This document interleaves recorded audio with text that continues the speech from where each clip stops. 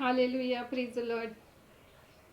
प्रभू येशू ख्रिस्ताच्या महान उपस्थितीमध्ये आपल्या सर्वांचं मनापासून स्वागत आहे. आज आपण बायबलमधील वचन पाहूया. स्तोत्रसंहिता 119, 156. हे परमेश्वरा, तुझी करुणा थोर आहे.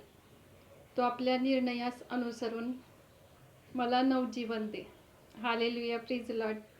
आजचं हे सुंदरसं वचन प्रभू येशू ख्रिस्त आपल्या प्रत्येकाच्या जीवनामध्ये आशीर्वादितच करणार आहे. हालेलुया.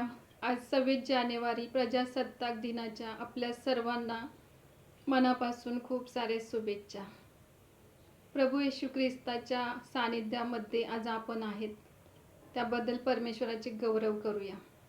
प्रभू येशू ख्रिस्ताने हे नवीन वर्ष आपल्या आयुष्याला जोडलं आहे. हालेलुया.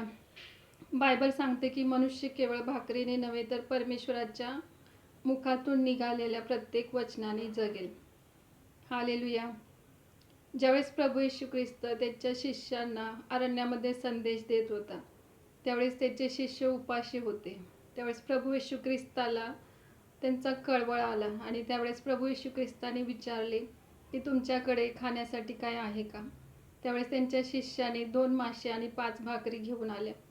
त्यावेळेस परमेश्वराने आकाशाकडे दृष्टी लावून प्रार्थना केली. त्यावेळेस 5 भाकरी आणि 2 माशाचं 5,000 लोकांना त्यांनी पुरवलं.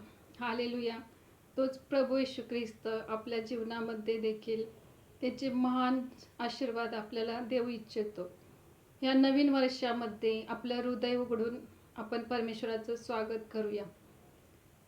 परमेश्वर आपल्या प्रत्येकाला कठीण हृदय काढून मांसमय हृदय देईल.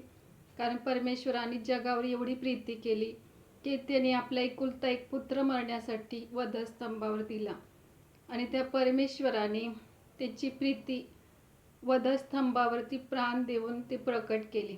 हालेलुया. ती प्रीती पाहण्यासाठी परमेश्वर आपले नेत्र उघडेल आणि परमेश्वर आपल्याला त्याच्या प्रीतीने भरेल. Hallelujah, praise Lord. आपण प्रार्थना करूया की परमेश्वराने आपल्याला ही सुंदरशी वेळ दिली आहे आणि परमेश्वराप्रमाणे प्रीतीचं, ममतेचं आणि दया करणारं हृदय तो आपल्या प्रत्येकाला देईल. Hallelujah, praise Lord. आपण प्रार्थना करूया. हालेलुया. स्तुती परमेश्वरा, प्रत्येकाला तुझ्या जीवनात आणल्याबद्दल धन्यवाद येशू. प्रत्येकाच्या जीवनात तुझे आशीर्वाद मोकळे केल्याबद्दल धन्यवाद. तुझ्या शांतीने भरल्याबद्दल धन्यवाद. येशूच्या नावात